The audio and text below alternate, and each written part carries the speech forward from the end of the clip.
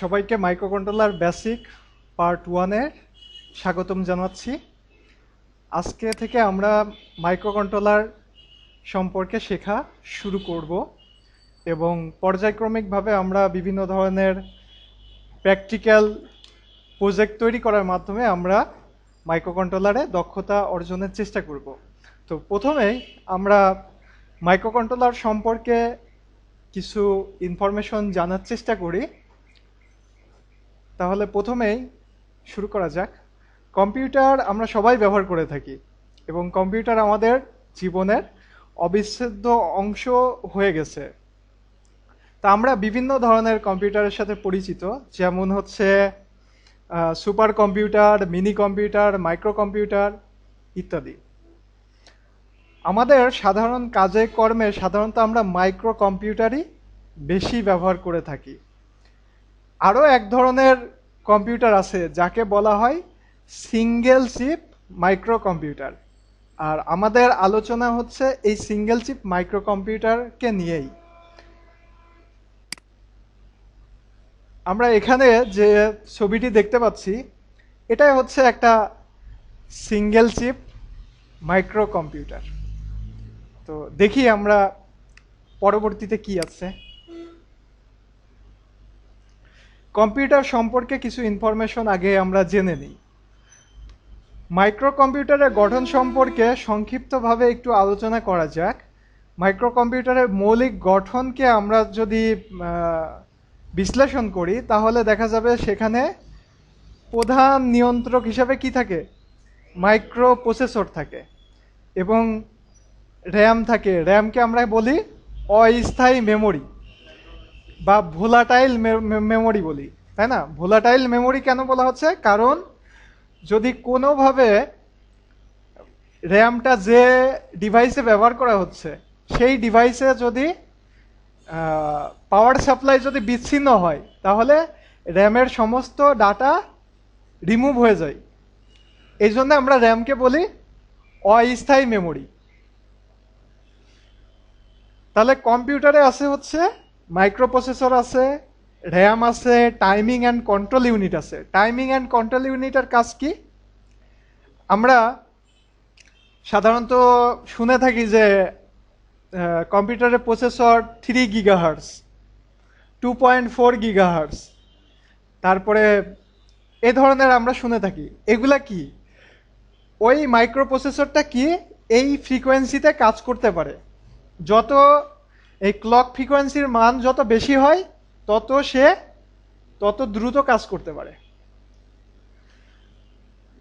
তাহলে বিষয়টা হচ্ছে যে আমরা যদি কাউন্টার সম্পর্কে জেনে থাকি তাহলে একটা কাউন্টার ডিভাইস কিভাবে কাজ করে, সেখানে একটা পালস দেওয়া হয়, পালস সিগন্যাল দেওয়া হয় এবং প্রত্যেকটা পালস সে গণনা করে একটা আউটপুট দেয়। ঠিক একইভাবে মাইক্রো প্রসেসর, মাইক্রো কন্ট্রোলার এই প্রত্যেকটা ডিভাইসে এরকম ক্লক ফ্রিকোয়েন্সি উপর বেস করে কাজ করে এবং যে ডিভাইস যত বেশি ক্লক ফ্রিকোয়েন্সি নিতে পারে সেই ডিভাইসটা তত ফাস্ট কাজ করতে পারে। তো এই যে ক্লক ফ্রিকোয়েন্সি ব্যবহার করে যে কাজ করতেছে, যে সেকশনে এই কাজটা হয় সেটাকেই বলা হচ্ছে টাইমিং অ্যান্ড কন্ট্রোল ইউনিট। আচ্ছা, আমরা ফ্রিকোয়েন্সি বলতে কি বুঝি সেটা একটু আগে জানা দরকার। ফ্রিকোয়েন্সিটা হচ্ছে কি, যে একটা সিগন্যাল, একটা কমপ্লিট একটা সিগন্যাল কি একটা ফ্রিকোয়েন্সি না? প্রতি সেকেন্ডে যতগুলা সিগন্যাল সম্পূর্ণ হচ্ছে এটাই তো ফ্রিকোয়েন্সি, তাই না? তো প্রতি সেকেন্ডে যত সিগন্যালের সংখ্যা বাড়বে তার মানে কি ফ্রিকোয়েন্সি তত বেশি হবে। আর কোনো একটা ডিভাইসে যদি বেশি ফ্রিকোয়েন্সি সিগন্যাল দেওয়া হয় তাহলে কি ওই ডিভাইসটা তত দ্রুত কাজ করবে। এখন আরো কিছু জিনিস আছে, যেমন ইনপুট পোর্ট। ইনপুট পোর্টে সাধারণত কি থাকে? কম্পিউটারের ইনপুট পোর্টে কিবোর্ড থাকে, মাউস থাকে, তারপরে মাইক্রোফোন থাকে, যেগুলা কি করে ইনপুট গ্রহণ করে, সেটার উপর বেস করে মাইক্রোপ্রসেসর সিদ্ধান্ত গ্রহণ করে এবং তার এবং হচ্ছে ইনপুটে যে তথ্যগুলো যায় এই তথ্যগুলোকে প্রক্রিয়াকরণ করে আউটপুট পোর্টের মাধ্যমে আউটপুটে প্রয়োজনীয় ইনফরমেশন আবার প্রদর্শন করে। তা আউটপুট পোর্টে কি থাকে? মনিটর থাকে, স্পিকার থাকে, প্রিন্টার থাকে, এগুলা থাকে। তারপরে আমরা তো হচ্ছে র্যামকে জানলাম হচ্ছে যে এটা অস্থায়ী মেমোরি। আমাদের কম্পিউটারে কিছু স্থায়ী মেমোরি থাকে। হ্যাঁ, স্থায়ী মেমোরি কেমন? আমরা কম্পিউটার যখন অন হয় ওই সময় কিছু কালো স্ক্রিনে কিছু লেখা দেখতে পাই, তাই না? কালো স্ক্রিনে আমরা যে লেখাগুলো দেখতে পাই এই লেখাগুলা সাধারণত মাদারবোর্ডের সাথে যে রোম থাকে এই রোমের মধ্যে থাকে। কোনো একটা কম্পিউটারে যদি হার্ড ডিস্ক নাও থাকে তারপরেও ওই লেখাগুলা কিন্তু দেখায়। তাহলে ওই লেখাগুলা কোত্থেকে আসে? এই লেখাগুলা আসে হচ্ছে রোম থেকে।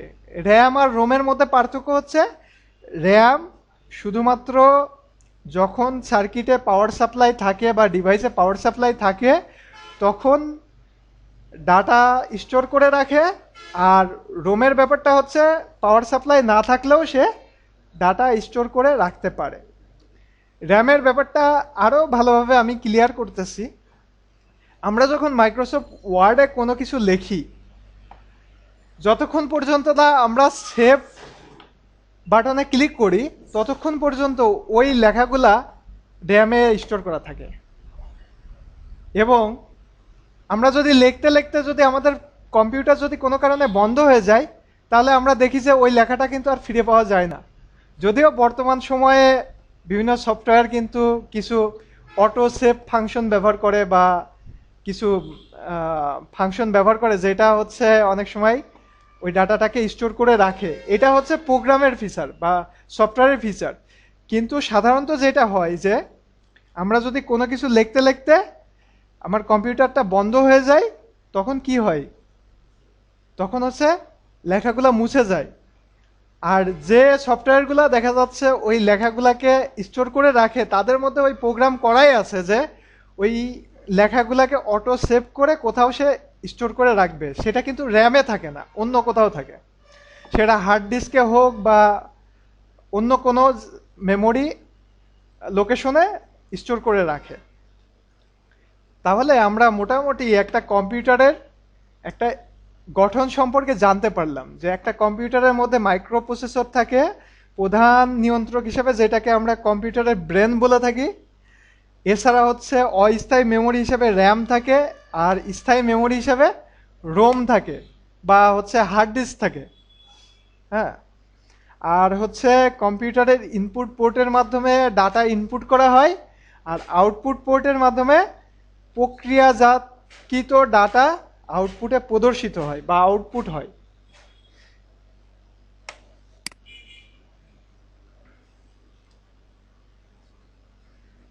কম্পিউটারের ব্রেইন বলা হয় মাইক্রোপ্রসেসরকে। আর একটু বিস্তারিতভাবে বলতে গেলে বলতে হয় মাইক্রোপ্রসেসর হচ্ছে multipurpose programmable integrated device. Multipurpose programmable integrated device. কিন্তু শুধুমাত্র মাইক্রোপ্রসেসর দিয়ে কিন্তু কোনো কাজ হয় না। হ্যাঁ, মাইক্রোপ্রসেসরকে তার কার্য সম্পাদন করার জন্যে ইনপুটের data, RAM, ROM, timing and control unit এগুলোর উপরে নির্ভর করতে হয়, আর ফলাফল আউটপুট পোর্ট ব্যবহার করে প্রদর্শন করতে হয়। তাহলে মাইক্রো কন্ট্রোলার কি? আমরা তো মাইক্রোপ্রসেসর সম্পর্কে এই ইনফরমেশনগুলো পেলাম। তাহলে এখন হচ্ছে প্রশ্ন হচ্ছে তাহলে মাইক্রো কন্ট্রোলার কাকে বলবো, তাই না? তাহলে আমরা একটু দেখি মাইক্রো কন্ট্রোলার আসলে জিনিসটা কি। এখন আমরা স্ক্রিনে যে ছবিটা দেখতে পাচ্ছি এটাই আসলে মাইক্রো কন্ট্রোলার। হ্যাঁ, এখানে PIC 16F877A একটা মাইক্রো কন্ট্রোলারের ফ্রন্ট সাইড এবং ব্যাক সাইড দেখানো হচ্ছে। আর এই মাইক্রো কন্ট্রোলারটা তৈরি করছে হচ্ছে মাইক্রোচিপ। মাইক্রোচিপ হচ্ছে একটা প্রতিষ্ঠান যারা মাইক্রো কন্ট্রোলার তৈরি করে। এখন micro controller, single chip micro computer, এই বিষয়টার উপরে আমরা একটু দেখি আসলে বিষয়গুলো কি। মাইক্রো কন্ট্রোলারকে বলা হয় single chip micro computer. Single chip micro computer দেখতে একটা সাধারণ আইসি চিপের অনুরূপ। আমরা ইতোমধ্যে আমরা ছবিতে দেখছি যে মাইক্রো কন্ট্রোলার বা হচ্ছে সিঙ্গেল চিপ মাইক্রো কম্পিউটার আসলে কি। কিন্তু এখন আমাদের অনেকের কাছে হয়তো মনে হতে পারে যে একটা কম্পিউটার সেটা তো অনেক বড় জিনিস এবং সেটা দিয়ে অনেক কিছু করা যায়। তাহলে আমরা একটা মাত্র আইসি চিপ, যেটার কোনোটাই দেখা যাচ্ছে মাত্র 8টা পিন থাকে, কোনোটাই দেখা যাচ্ছে 18টা পিন থাকে, কোনোটায় দেখা যাচ্ছে 28টা পিন থাকে, কোনোটায় 40টা পিন থাকে, বা তার থেকে আরো কিছু বেশি হতে পারে। হ্যাঁ, তো এই একটা চিপ, এই চিপকে কেন আমরা কম্পিউটার বলবো? অনেকের কাছে এটা অবাস্তব মনে হতে পারে। তা আমরা এই বিষয়টাকে একটু প্রুভ করি যে কেন আমরা একটা সাধারণ একটা চিপকে আমরা কম্পিউটার বলবো। আচ্ছা, অনেকেই হয়তো অবাক হচ্ছেন যে কম্পিউটারের একটা মাদারবোর্ড খুললেই দেখা যায় অসংখ্য আইসি চিপ। আর আমি যেটা বলছি সেটা হচ্ছে যে একটা চিপই একটা কম্পিউটার, তাই না? বাজারে বিভিন্ন ধরনের মাইক্রো কন্ট্রোলার কিনতে পাওয়া যায়। এর মধ্যে মাইক্রোচিপের তৈরি পিআইসি সিরিজের মাইক্রো কন্ট্রোলার এবং অ্যাটমেল এর তৈরি এভিআর সিরিজের মাইক্রো কন্ট্রোলার খুবই জনপ্রিয়। আমি যে ব্যাপারটা বললাম যে মাইক্রোচিপ হচ্ছে একটা প্রতিষ্ঠান যারা মাইক্রো কন্ট্রোলার তৈরি করে, এবং এভিআর আরেকটা এভিআর হচ্ছে আরেকটা সিরিজের মাইক্রো কন্ট্রোলার যেটা তৈরি করে হচ্ছে অ্যাটমেল গ্রুপ। হ্যাঁ, আমরা যেমন মার্কেটে বিভিন্ন ধরনের মাইক্রো প্রসেসরের সাথে পরিচিত না, যেমন ইন্টেলের প্রসেসর আছে, এএমডির মাইক্রো প্রসেসর আছে। এই নামগুলা কি কারণে আসছে? বিভিন্ন প্রতিষ্ঠান তৈরি করছে এবং বিভিন্ন নাম দিছে। তো এরকম আমরা দেখতেছি যে মাইক্রো কন্ট্রোলার তৈরি করে এরকম প্রতিষ্ঠান হচ্ছে মাইক্রোচিপ এবং অ্যাটমেল। আচ্ছা, তো পিআইসি সিরিজের অন্যতম জনপ্রিয় একটা মাইক্রো কন্ট্রোলার হচ্ছে পিআইসি 16F877, যেটা আমরা যারা লার্নার অর্থাৎ যারা শিখতে আসছি তারা অনেক বেশি ব্যবহার করে থাকি। পিআইসি 16F877 ফিচার সমূহ এক নজরে দেখলেই আমরা প্রমাণ করতে পারবো যে মাইক্রো কন্ট্রোলারই হচ্ছে সিঙ্গেল চিপ মাইক্রো কম্পিউটার। তাহলে আমরা পিআইসি 16F877 মাইক্রো কন্ট্রোলারের কি কি ফিচার আছে সেই ফিচারগুলো আমরা একটু দেখে নিই। তার আগে আমরা এই মাইক্রো কন্ট্রোলারটার পিন ডায়াগ্রামটা এখানে দেখতে পাচ্ছি। হ্যাঁ, এখানে আমরা এখন এই পিন ডায়াগ্রাম সম্পর্কে অত ডিটেলস আলোচনা করব না, আমরা পরবর্তীতে আবার দেখব। তা আমরা ফিচারগুলো সম্পর্কে আগে একটু দেখি। পিআইসি 16F877 এর ফিচার সমূহ হচ্ছে যে flash program memory, 8 kilo word of 14 bits. আচ্ছা, এই যে লাইনটা, এই লাইনটা সম্পর্কে আমরা একটু আলোচনা করি। সেটা হচ্ছে এখানে বলা হচ্ছে flash program memory. Flash program memory কেন বলা হচ্ছে? আচ্ছা, আমরা বিভিন্ন ধরনের ফ্ল্যাশ ড্রাইভের সাথে পরিচিত। হ্যাঁ, ফ্ল্যাশ ড্রাইভ কোনগুলা? যেমন আমাদের মোবাইল ফোনের আমরা যে মেমোরি কার্ডগুলো ব্যবহার করি এগুলাকে বলা হয় ফ্ল্যাশ ড্রাইভ, বা হচ্ছে বা আমরা যে পেন ড্রাইভ ব্যবহার করে থাকি এগুলাকে বলা হয় হচ্ছে ফ্ল্যাশ ড্রাইভ। হ্যাঁ, তো ফ্ল্যাশ ড্রাইভ বা ফ্ল্যাশ প্রোগ্রাম মেমোরি কেন বলা হচ্ছে? এটার কারণ হচ্ছে যে এই মেমোরি ডিভাইসগুলো আমাদের ইচ্ছা মতো প্রোগ্রাম বা হচ্ছে ডাটা স্টোর করতে পারি এবং আবার ওই ডাটাগুলো রিমুভও করে দিতে পারি। বারবার আমরা ডাটা স্টোর করতে পারি, আবার ডাটা মুছে ফেলতে পারি। এই জন্যেই আমাদের এই মেমোরি ডিভাইসগুলোকে বলা হচ্ছে ফ্ল্যাশ মেমোরি। তো সেই একই কারণে আমাদের পিআইসি 16F877 এর যে প্রোগ্রাম মেমোরি আছে সেটাকে বলা হচ্ছে ফ্ল্যাশ মেমোরি। কারণ আমরা একই মাইক্রো কন্ট্রোলার একাধিকবার অসংখ্যবার আমরা প্রোগ্রাম লোড করতে পারি, আবার ওই প্রোগ্রাম মুছে দিয়ে আবার নতুন প্রোগ্রাম লোড করতে পারি। তো আমাদের যে মাইক্রো কন্ট্রোলার 16F877, এই মাইক্রো কন্ট্রোলারটিতে প্রোগ্রাম মেমোরি আছে হচ্ছে 8 কিলো ওয়াট প্রোগ্রাম মেমোরি আছে। আর প্রত্যেকটা মেমোরি লোকেশন হচ্ছে 14 বিটের, যার কারণে এখানে 14 বিট বলা হচ্ছে। আচ্ছা, আমরা কি বিট, বাইট এগুলোর সাথে পরিচিত? এক বিট বলতে আমরা কি বুঝি? এক বিট হচ্ছে সিঙ্গেল জিরো অথবা সিঙ্গেল ওয়ান, অর্থাৎ লজিক হাই অথবা লজিক লো। আচ্ছা, লজিক লো এবং লজিক হাই এই ব্যাপারটা বলতে আমরা কি বুঝি? এই ব্যাপারটা হচ্ছে যে আমরা কোনো একটা ডিভাইসের যদি আমরা একটা পজিটিভ ভোল্টেজ সিগন্যাল দিই, সেটাকে আমরা বলি হচ্ছে লজিক হাই। আর যদি সেখানে যদি কোনো গ্রাউন্ড সিগন্যাল দিই বা কোনো একটা নির্দিষ্ট লেভেলের লো রেঞ্জের একটা ভোল্টেজ সাপ্লাই দিই, সেটাকে আমরা বলি লজিক জিরো। যেটাকে আমরা আইডেন্টিফাই করি যখন আমরা এটাকে ম্যাথমেটিক্যালি বা বুলিয়ান অ্যালজেব্রা বা বাইনারি সিস্টেমে প্রকাশ করতে চাই, তখন আমরা সেটাকে জিরো অথবা ওয়ান দিয়ে রিপ্রেজেন্ট করি। ওয়ান বলতে বলা হচ্ছে পজিটিভ একটা ভোল্টেজ লেভেলকে বোঝানো হচ্ছে, এবং জিরো বলতে বোঝানো হচ্ছে নেগেটিভ বা গ্রাউন্ড বা লো লেভেলের একটা ভোল্টেজ সিগন্যাল। তো এই যে জিরো এবং ওয়ান, আমরা একটা সিঙ্গেল জিরোকে বলবো এক বিট, একটা সিঙ্গেল ওয়ানকে বলবো এক বিট। এভাবে আমরা যদি 8 বিট যদি গণনা করি, সেটাকে আমরা বলি এক বাইট।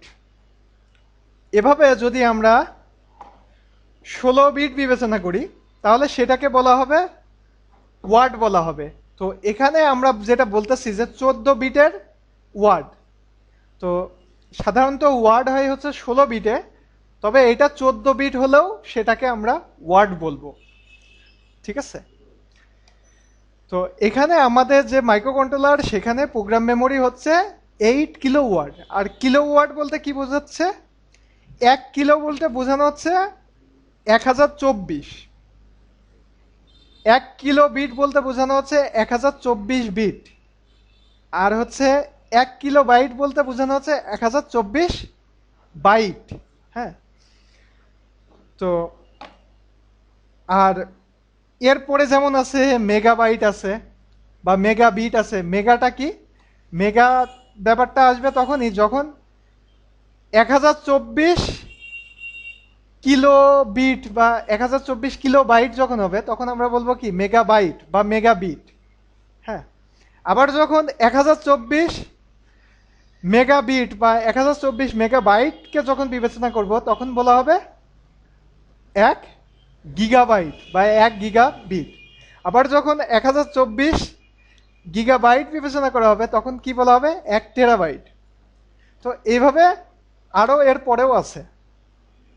তা আমাদের মোটামুটি 1 টেরাবাইট পর্যন্ত আমরা জানলেই আমাদের কাজগুলা চলবে। এত দূর পর্যন্ত আমাদের মাইক্রো কন্ট্রোলারের জন্য যাওয়া লাগবে না। হ্যাঁ, আমরা কারণ হচ্ছে আমরা কম্পিউটারে হার্ড ডিস্ক ব্যবহার করি। এখন 1 টেরাবাইট হচ্ছে অনেক বেশি জনপ্রিয়। আচ্ছা, এরপরে আছে ডাটার এস র্যাম।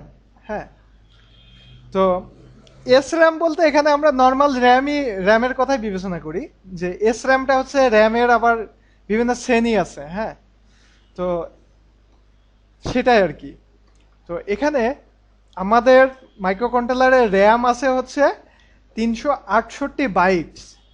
368 বাইটের র্যাম আছে, এবং ডাটা ইপিরোম আছে হচ্ছে 256 বাইটস। এরপরে ম্যাক্সিমাম অপারেটিং স্পিড হচ্ছে 20 মেগাহার্টজ। আমাদের কম্পিউটারে আমরা ব্যবহার করি কত? কম্পিউটারে আমরা ব্যবহার করি সাধারণত কি 3 গিগাহার্টজ বা হচ্ছে 2.4 গিগাহার্টজ। আমরা গিগাহার্টজ রেঞ্জের মাইক্রোপ্রসেসর আমাদের কম্পিউটারে ব্যবহার করি, কিন্তু আমাদের মাইক্রো কন্ট্রোলার যেটা ব্যবহার করতেছি এটা হচ্ছে মেগাহার্টজ রেঞ্জে। আমাদের প্রথম যখন কম্পিউটার আবিষ্কার হয়, সেই সময় কিন্তু কম্পিউটারের ফ্রিকোয়েন্সি কিন্তু এরকমই ছিল। আমি আমার নিজের ফ্রেন্ডের বাসায় 700 মেগাহার্জের কম্পিউটার ব্যবহার করেছি। বর্তমানে এখন অনেক ডেভেলপ করছে এবং ফিউচারে আরও অনেক বেশি রেঞ্জের মাইক্রোপ্রসেসর আমরা পাবো। তো আস্তে আস্তে মাইক্রো কন্ট্রোলারেরও কিন্তু এখন কিন্তু অনেক বেশি ফ্রিকোয়েন্সির মাইক্রো কন্ট্রোলারও পাওয়া যায়, যেগুলা বিভিন্ন ডিভাইসে ব্যবহার হয়। এখানে আমাদের যে মাইক্রো কন্ট্রোলার আমরা যেটা ব্যবহার করব, এটার হচ্ছে অপারেটিং ভোল্টেজ রেঞ্জ হচ্ছে 2 ভোল্ট থেকে শুরু করে 5.56 ভোল্ট। তবে আমরা প্রপার অপারেশনের জন্য আমরা চেষ্টা করব আমাদের মাইক্রো কন্ট্রোলারে 5 volt PCS 5 volt power supply ব্যবহার করার আমরা চেষ্টা করব, এবং এই 5 ভোল্ট পাওয়ার সাপ্লাই কিভাবে তৈরি করা যায় সেই বিষয়টাও আমরা পরবর্তীতে দেখব। এরপরে আছে যে industrial temperature range. Industrial temperature range কি? আমরা কি মাইক্রো কন্ট্রোলারটাকে ব্যবহার করব কোনো একটা ইন্ডাস্ট্রিয়াল প্রোডাক্টিভ কোনো মেশিনে ব্যবহার করব, তাই তো?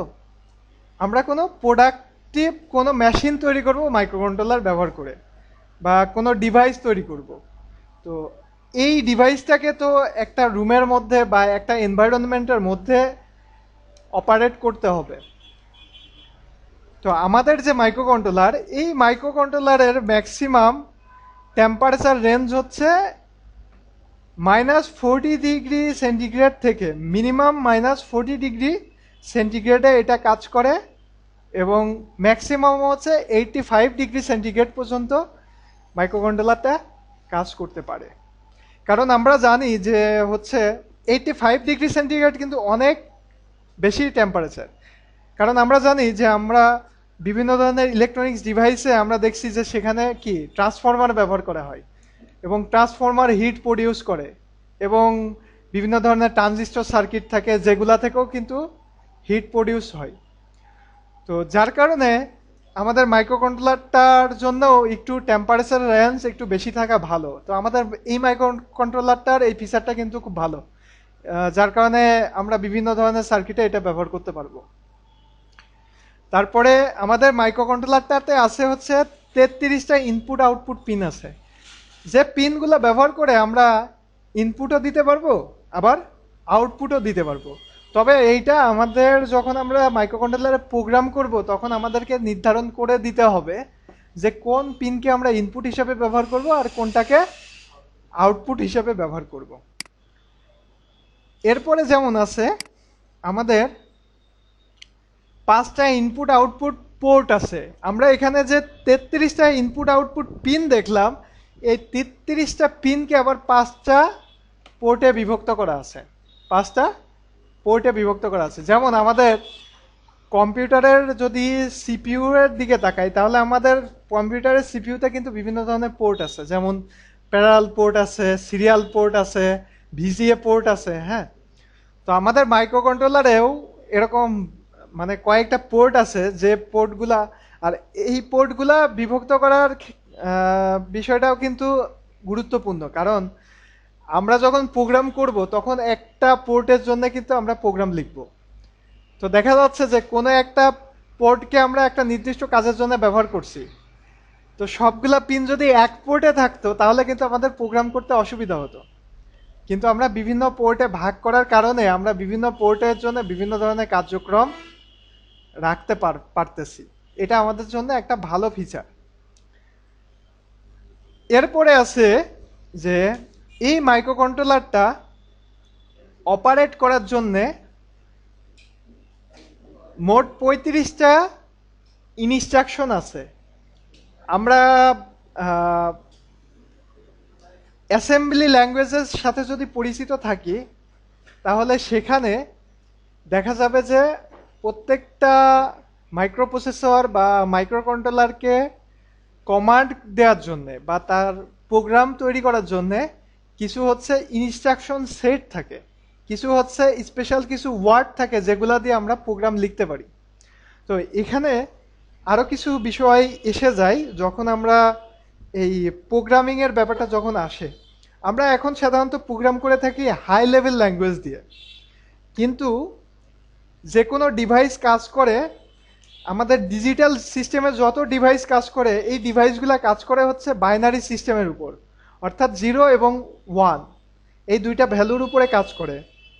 তো প্রথম দিকে যখন একটা কম্পিউটার তৈরি করা হয়েছিল সেই সময় কম্পিউটারগুলো কাজ করত এবং প্রোগ্রামাররা প্রোগ্রাম লিখতো মেশিন ল্যাঙ্গুয়েজে।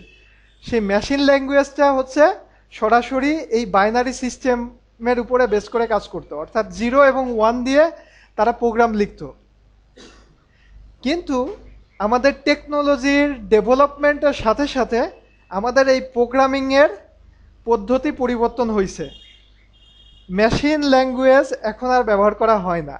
মেশিন ল্যাঙ্গুয়েজের পরবর্তীতে যে ল্যাঙ্গুয়েজটা আসে সেটা হচ্ছে অ্যাসেম্বলি ল্যাঙ্গুয়েজ, অর্থাৎ যে কাজটা 0 এবং 1 দিয়ে করা হচ্ছিল সেই কাজটা সামান্য কিছু কিওয়ার্ড ব্যবহার করে করা হতো।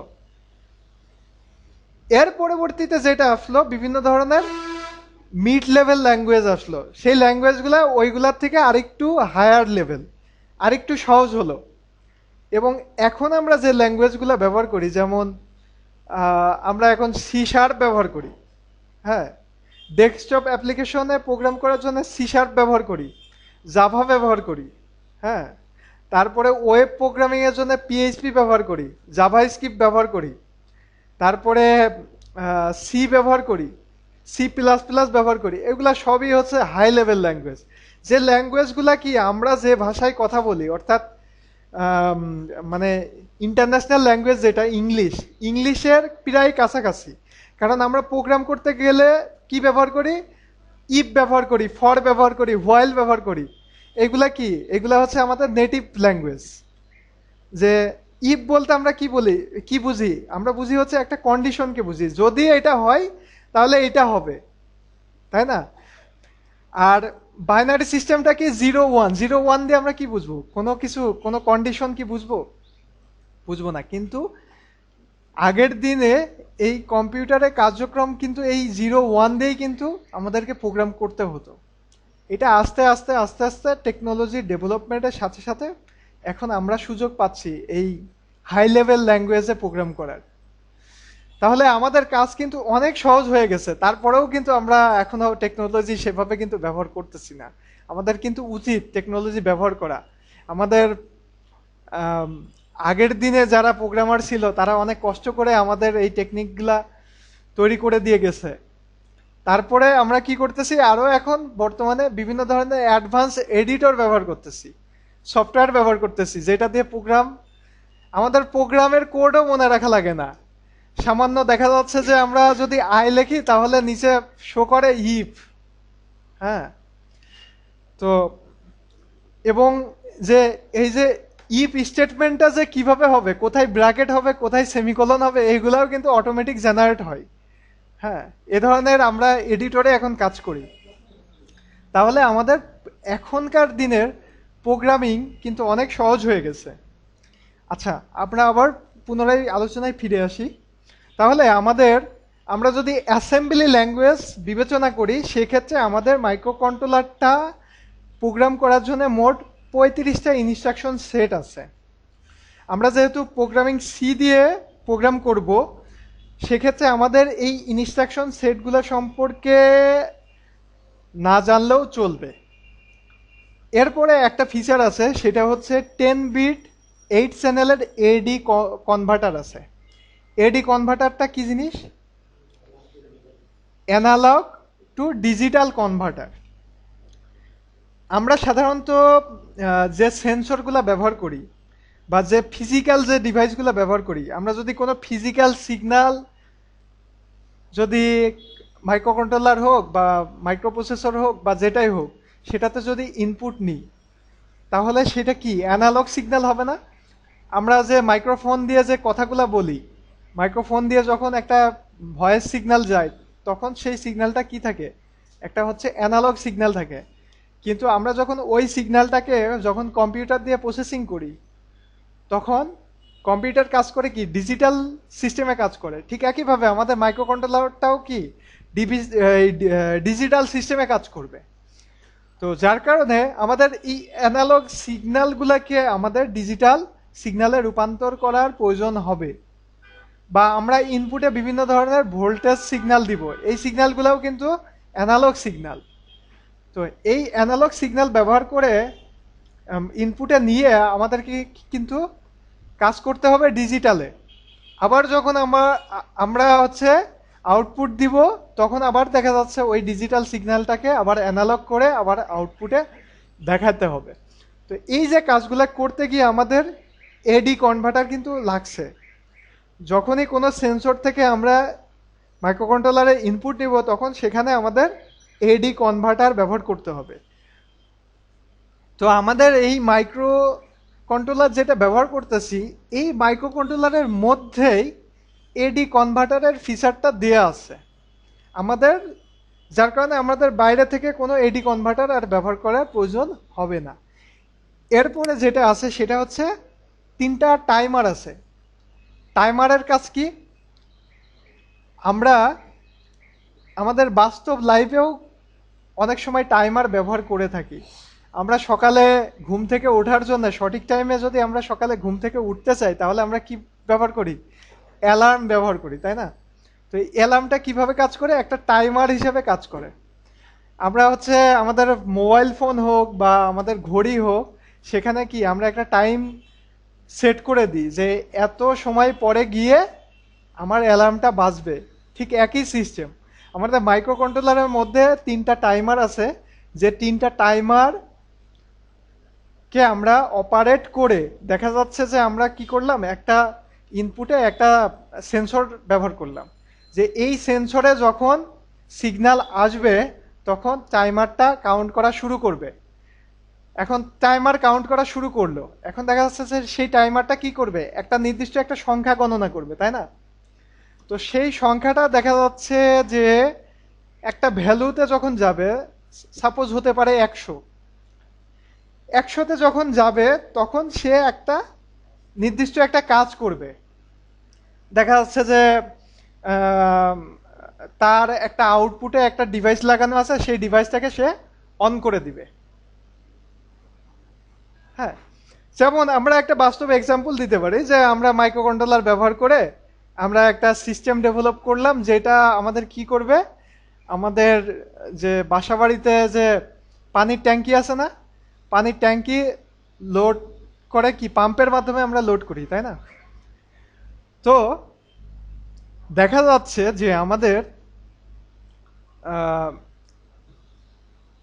আমাদের হচ্ছে বিদ্যুৎ সাপ্লাই যখন থাকবে, তখন হচ্ছে আমাদের টাইমারটা কোনো কাজ করবে না, কিন্তু বিদ্যুৎ সাপ্লাই যখন চলে যাবে, তখন দেখা যাচ্ছে টাইমারটা অন হয়ে যাবে।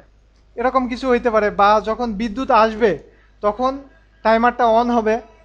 টাইমারটা অন হওয়ার পরে দেখা যাচ্ছে যে একটা নির্দিষ্ট সময় পরে বলা হলো যে তুমি চেক করো যে পানির লেভেল কত দূরে আছে। যদি পানির লেভেল যদি কম থাকে, তাহলে তুমি পাম্পটাকে চালু করে দাও। ঠিক আছে? এই যে ব্যাপারটা হলো। আবার যখন বিদ্যুৎ চলে যাচ্ছে, তখন টাইমারটাকে অফ করে দাও। হ্যাঁ, মানে টাইমারের মাধ্যমে ওই ডিভাইসটাকে অফ করে দাও, বা কোনো একটা ডিভাইসকে অফ করে দাও। এই যে ব্যাপারগুলা, এই ধরনের কোনো সিস্টেম ডেভেলপ করতে গেলে আমরা মাইক্রো কন্ট্রোলার ব্যবহার করতে পারবো, এবং এডি কনভার্টারের ফিচারটা ব্যবহার করতে পারবো। মানে বিষয়টা এরকম যে আমরা চাচ্ছি যে যখন আমাদের বিদ্যুৎ সাপ্লাই থাকবে, তখন আমাদের এডি কনভার্টার কি করবে, তার ইনপুটে যে হচ্ছে সেন্সরটা ব্যবহার করা আছে, অর্থাৎ পানির লেভেল চেক করার জন্য তো আমরা এখানে একটা সেন্সর ব্যবহার করতেছি, সেই সেন্সর দিয়ে সে চেক করবে যে পানির লেভেল কোথায় আছে। যদি পানির লেভেল যদি কমে যায়, তাহলে টাইমার কি করবে, কিছুটা সময় ডিলে করবে, কিছু সংখ্যা কাউন্ট করবে। কাউন্ট করার পরে সে হচ্ছে ইয়ে করবে, পাম্পটাকে চালু করে দিবে। পাম্পটাকে চালু করার পরে দেখা যাচ্ছে আরেকটা টাইমারকে সে অন করে দিবে, যে আমার এই পাম্পটা কতক্ষণ চালু থাকবে। দেখা যাচ্ছে 5 মিনিট বা 10 মিনিট আমার পাম্পটাকে চালু রাখা দরকার। তো এই 5 মিনিটটা কাউন্ট করলো। কাউন্ট করলে আমার কাউন্টারে একটা ভ্যালু আসবে, সাপোজ দেখা যাচ্ছে কাউন্টারের ভ্যালু যখন 200 বা 250 হবে তখন আমার পাম্পটা অফ হয়ে যাবে। হ্যাঁ, তো এই যে ব্যাপারটা, এই ধরনের কাজগুলা করার জন্য আমাদের মাইক্রো কন্ট্রোলারের মধ্যে 3টা কাউন্টার আছে। এই 3টা কাউন্টারকে আমরা বিভিন্ন কাজে ব্যবহার করতে পারবো। আবার দেখা যাচ্ছে যে বিভিন্ন ধরনের ইন্টারাপ্ট ফিচার আছে মাইক্রো কন্ট্রোলারে। বিভিন্ন ধরনের ইন্টারাপ্টের ফিচার থাকে। ইন্টারাপ্ট বিষয়টা কি, যে ইন্টারাপ্টের ব্যাপারটা হচ্ছে যে আমাদের মাইক্রো কন্ট্রোলার দিয়ে আমরা একটা সিস্টেমে কাজ করতেছি, এখন হঠাৎ করে কোনো একটা সিগন্যাল আসলো, যে সিগন্যালটা আসলে আমাদের যে স্বাভাবিক কার্যক্রম, ওই স্বাভাবিক কার্যক্রমটাকে অফ রাখতে হবে। এখন এমন হতে পারে যে আমি এখানে এখন যে আলোচনাটা করতেছি, এখন হঠাৎ করে আমার ফোনে একটা কল আসলো, তাহলে আমি এখন সিদ্ধান্ত নিব যে আহ, আমার তো একটা সিগন্যাল আসছে, মানে আমার ফোনে একটা কল আসছে, এটাই একটা ইন্টারাপ্ট হইতে পারে, যে আমি এখন কোনটাকে প্রায়োরিটি দিব। একটা সিগন্যাল আসছে, এই সিগন্যালটা আমি বিবেচনা করার জন্য আমাকে একটা চিন্তা করতে হবে যে আমি কোনটাকে প্রাধান্য দিব। আমি কি আমার যে বিষয়টা নিয়ে আলোচনা করতেছি আলোচনাটা কন্টিনিউ করব, নাকি আমি ফোনটা রিসিভ করব। তো আমাদের মাইক্রোকন্ট্রোলারে এরকম ইন্টারাপ্টের ফিচার আছে, যে আমরা দেখা যাচ্ছে একটা ইনপুটে আমরা এরকম একটা ব্যবস্থা করে রাখলাম, ইন্টারাপ্টে যে ইনপুট পিনগুলো আছে সেই পিনে আমরা ব্যবস্থা করে রাখলাম যে এই পিনে যদি কোনো সিগন্যাল আসে তাহলে সে কি করবে, একটা কাউন্টারকে রান করে দিবে, স্বাভাবিক কার্যক্রম অফ করে রেখে একটা কাউন্টারকে অন করে দিবে। এই ধরনের কার্যক্রমের ক্ষেত্রেও কিন্তু আমাদের টাইমার কিন্তু ব্যবহার হচ্ছে। তারপরে আছে কি প্রোগ্রামেবল কোড প্রোটেকশন। কোড প্রোটেকশনটা কেন ব্যবহার করা হবে? তো আমাদের মাইক্রোকন্ট্রোলারে কোড প্রোটেকশনের একটা ফিচার আছে। সাপোজ আমি একটা সিস্টেম ডেভেলপ করলাম, এই সিস্টেমটা আমি চাচ্ছি যে কমার্শিয়ালি একটা প্রোডাক্ট তৈরি করব। যেমন আমরা ইউপিএস আইপিএস ব্যবহার করি। সাপোজ আমি একটা আইপিএস এর জন্য আমি একটা সার্কিট ডেভেলপ করলাম, যেটার কন্ট্রোল সিস্টেমে আমি মাইক্রো কন্ট্রোলার ব্যবহার করলাম। এখন একটা সার্কিট বোর্ড যে কেউ দেখে কিন্তু ওই বোর্ডে যে ডিভাইসগুলো আছে, ট্রানজিস্টর আছে, রেজিস্ট্যান্স আছে, এগুলা যে কেউ কিন্তু দেখে ওই বোর্ডটা আবার তৈরি করতে পারবে। তো আমরা চাচ্ছি যে যাতে অন্য কেউ আমার সার্কিটটা যাতে কপি করতে না পারে, এরকম এরকম একটা ব্যবস্থা করতে যাচ্ছি। কারণ আমাদের প্রোডাক্টটা আমি কমার্শিয়াল পারপাজের আমি ব্যবহার করব, আমার প্রোডাক্টটা আমি মার্কেটে সাপ্লাই করব, বিক্রি করব মার্কেটে। সেক্ষেত্রে আমাকে অবশ্যই আমার কোডটাকে প্রোটেক্ট করে রাখতে হবে, না হলে কি হবে, কিছুদিন পরে আমার দেখা যাচ্ছে মার্কেটে আমার প্রোডাক্টের ভালো একটা রিপুটেশন তৈরি হয়ে গেল, কিছুদিন পরে আর একটা কোম্পানি আমার কোড আমার প্রোডাক্টটাকে নকল করে তারা আর একটা প্রোডাক্ট বের করবে, করে আমার থেকে কম দামে দিবে। বা দেখা যাচ্ছে যে তারা একটা প্রোডাক্টের গুণগত মান অত ভালো করলো না, কিন্তু তারা কম দামে একটা বাজে ধরনের একটা প্রোডাক্ট তৈরি করে বাজারে সেল করতেছে, তখন কি হবে, আমার বিজনেসটা ডাউন হয়ে যাবে।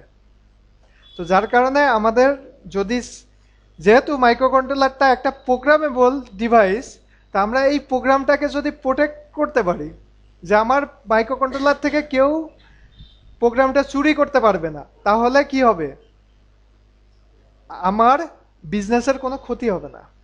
তো আমাদের এই মাইক্রোকন্ট্রোলারটাকে আমরা ইচ্ছা করলে আমরা যে প্রোগ্রামটা লোড করতেছি সেই প্রোগ্রামটাকে আমরা লক করে রাখতে পারি, যাতে করে অন্য কেউ সেই প্রোগ্রামটা মাইক্রোকন্ট্রোলার থেকে আবার বের করে নিতে না পারে। মাইক্রোকন্ট্রোলারের মধ্যে নর্মালি যদি কোনো প্রোগ্রাম লোড করা হয়, ওই প্রোগ্রামটা আবার মাইক্রোকন্ট্রোলার থেকে আবার রিড করা যায়। এটা হচ্ছে নর্মাল ফিচার। আর যদি আমরা প্রোটেকশন করে রাখি তাহলে আর ওইটা আর ব্যাক করা যাবে না, এ হচ্ছে ব্যাপার। তো আমরা এই যে আলোচনাটা করলাম, এই আলোচনার মধ্যে থেকে আমরা দেখতে পাচ্ছি যে আমাদের যে মাইক্রো কন্ট্রোলার তাতে হচ্ছে একটা হচ্ছে কি প্রোগ্রাম মেমোরি আছে, এবং মাইক্রো কন্ট্রোলারের মধ্যেও কিন্তু একটা মাইক্রো প্রসেসর আছে, যেটা কি করে সকল ধরনের ডাটা নিয়ে ডাটা নিয়ে সে কি প্রক্রিয়াকরণ করে, ডাটা প্রক্রিয়াকরণ করে প্রোগ্রামে আমরা যে ইনস্ট্রাকশনগুলো দিয়ে রাখি সেই ইনস্ট্রাকশন অনুযায়ী সে আউটপুট দেয়, গাণিতিক ক্যালকুলেশন করে। তো এটার জন্য মাইক্রো কন্ট্রোলারের মধ্যে একটা মাইক্রো প্রসেসর আছে। আমরা দেখলাম যে এর মধ্যে হচ্ছে অনচিপ র্যাম আছে, ইপিরোম আছে, এবং আমরা দেখলাম যে 33টা পিন আছে, যে পিনগুলোকে ইনপুট আউটপুট পোর্ট হিসেবে ব্যবহার করতে পারি। তাহলে আমরা ইতিপূর্বে যে মাইক্রো কম্পিউটারের যে গঠন নিয়ে আলোচনা করেছিলাম, সেখানে যে ফিচারগুলো দেখেছিলাম, আমাদের প্রত্যেকটা ফিচার কি আমাদের মাইক্রো কন্ট্রোলারের মধ্যে আছে না? আছে তো। যার কারণেই আমরা মাইক্রো কন্ট্রোলারকে বলতেছি যে এটা একটা সিঙ্গেল চিপ মাইক্রো কম্পিউটার। তাহলে আমরা কিন্তু প্রুভ করে ফেললাম যে আমরা একটা সাধারণ একটা চিপকে আমরা কম্পিউটার বলতে পারি। আচ্ছা, এখন আসি যে আমরা কম্পিউটার ব্যবহার না করে কেন মাইক্রো কন্ট্রোলার ব্যবহার করব একটা কাজের জন্য, তাই না? আমরা কেন একটা মাইক্রো কন্ট্রোলার ব্যবহার করব কম্পিউটারের পরিবর্তে? মানে আমরা যে ডেস্কটপ ব্যবহার করে থাকি, ল্যাপটপ ব্যবহার করে থাকি, এইগুলাও তো কম্পিউটার। এবং আমাদের যে মাইক্রো কন্ট্রোলার, এটাও আমরা প্রুভ করলাম যে সেটাও একটা কম্পিউটার। তো কেন আমরা মাইক্রো কন্ট্রোলার ব্যবহার করব? কেন মাইক্রো কন্ট্রোলার এই জন্য ব্যবহার করব যে কারণ একটা মাইক্রো কন্ট্রোলারের দাম সাধারণত আমরা যদি বাংলাদেশি মার্কেট ভ্যালু বিবেচনা করি, তাহলে 50 টাকায় একটা মাইক্রো কন্ট্রোলার কেনা যায়, বা দেখা যাচ্ছে 100 টাকা বা 200 টাকা, বা দেখা যাচ্ছে 500 টাকা, সর্বোচ্চ ম্যাক্সিমাম হয়তো 500 টাকা হইতে পারে। 500 টাকার মধ্যে আমরা ভালো ফিচারের মাইক্রো কন্ট্রোলার পেয়ে যাব। কিন্তু আমরা একটা মাইক্রো কম্পিউটার কিনতে গেলে সেটার প্রাইস কত হবে? একেবারে কম হলেও কি একটা ট্যাবলেট পিসির দাম কত? 5,000 টাকা মিনিমাম। তাহলে আমার হয়তো দেখা যাচ্ছে একটা ছোট্ট একটা ডিভাইসকে আমার কন্ট্রোল করা দরকার, সেখানে কি আমি একটা কম্পিউটার ব্যবহার করব? আমার কি ল্যাপটপ ব্যবহার করব, বা আমরা একটা ট্যাবলেট ব্যবহার করব? করব না, অবশ্যই করব না। এবং আরও কিছু ফিচার আছে যার কারণে আমরা মাইক্রো কন্ট্রোলার ব্যবহার করব। মাইক্রো কন্ট্রোলার আমরা দেখলাম যে মাত্র 2 ভোল্ট থেকে 5 ভোল্টের মধ্যে সে অপারেট করে। তাহলে আমাদের এখানে পাওয়ার লস কম হচ্ছে, এবং একটা চিপের মধ্যেই সবগুলো ফিচার আছে, ইপিরোম, র্যাম, এই জিনিসগুলো সব অনবোর্ড আছে, আমাদেরকে বাইরে থেকে আর কোনো কিছু লাগছে না। এই ফিচারগুলোর কারণেই আমরা মাইক্রো কম্পিউটার মানে কনভেনশনাল মাইক্রো কম্পিউটারের পরিবর্তে আমরা মাইক্রো কন্ট্রোলার ব্যবহার করব। দামে সস্তা এবং এবং স্বয়ংক্রিয়ভাবে সব ধরনের কাজ করতে পারে, এই জন্যে।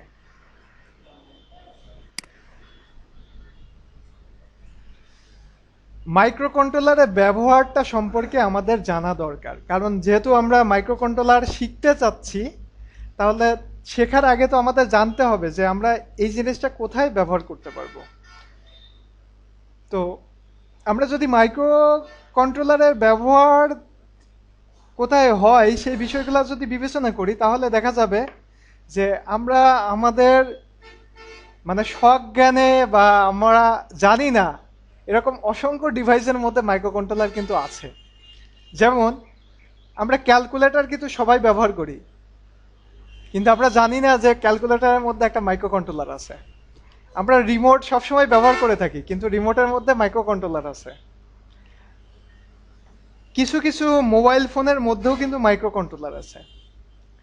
তারপরে বিভিন্ন ধরনের সিকিউরিটি সিস্টেম, তারপরে motor control system, robotics, relay control system, তারপরে এলইডি মুভিং মেসেজ ডিসপ্লে, বিভিন্ন ধরনের সেন্সর নিয়ন্ত্রিত সিস্টেম, এ ধরনের কাজে আমরা মাইক্রো কন্ট্রোলার ব্যবহার করে থাকি।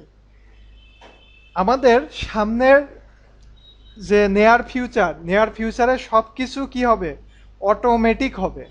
এবং এখনই আমরা বিভিন্ন ধরনের জিনিস আমরা অটোমেটিক স্বয়ংক্রিয় মেশিন ব্যবহার করতেছি। সেটা দেখা যাচ্ছে যে একটা বিভিন্ন ধরনের খাবার তৈরিতেই হোক, বা হচ্ছে বিভিন্ন ধরনের ইন্ডাস্ট্রিয়াল ইনস্ট্রুমেন্ট তৈরিতেই হোক, আমরা কিন্তু হাতের স্পর্শ ছাড়াই কিন্তু অনেক কিছু তৈরি করতেছি। এবং এই জিনিসগুলো কিন্তু মার্কেটে চাহিদাও অনেক ভালো। তো এই ধরনের যদি কোনো যন্ত্রাংশ তৈরি করতে চাই, তাহলে সেখানে আমরা মাইক্রোকন্ট্রোলার ব্যবহার করব। আর মাইক্রোকন্ট্রোলারের ব্যবহারটা আরো দিনে দিনে বাড়তেছে, কারণ কি, দিনে দিনে সকল যন্ত্রাংশ কি আস্তে আস্তে কি বড় থেকে ছোট হচ্ছে, ক্ষুদ্র থেকে ক্ষুদ্রতর হচ্ছে। আমাদের আগের দিনে কম্পিউটারগুলো কি ছিল, অনেক বড় বড় ছিল। এখন ডেস্কটপের সিপিইউ এর আকারও কিন্তু কমে আসতেছে, ছোট হয়ে যাচ্ছে।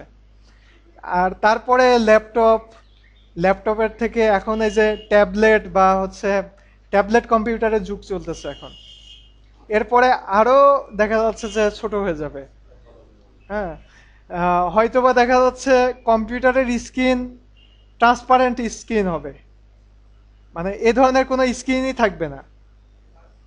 হ্যাঁ, তো এ ধরনের ফিচার হয়তো নেয়ার ফিউচারে আসবে। তো এই ছিল আমাদের মোটামুটি মাইক্রো কন্ট্রোলার সম্পর্কিত আলোচনার প্রথম পার্ট। এখানে শেষ করতেছি আমরা। এই পার্টের থেকে আমরা মোটামুটি মাইক্রো কন্ট্রোলার, মাইক্রো কম্পিউটার এবং হচ্ছে মাইক্রো কন্ট্রোলারের ব্যবহার, এবং আমরা যে মাইক্রো কন্ট্রোলারটা দিয়ে কাজ করব, এই মাইক্রো কন্ট্রোলারের যে ফিচারগুলো আছে, এই ফিচারগুলো সম্পর্কে জানলাম।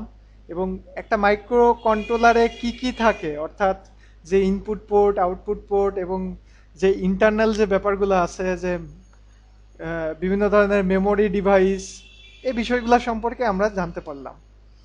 তাহলে এখানে শেষ করছি। সবাইকে ধন্যবাদ।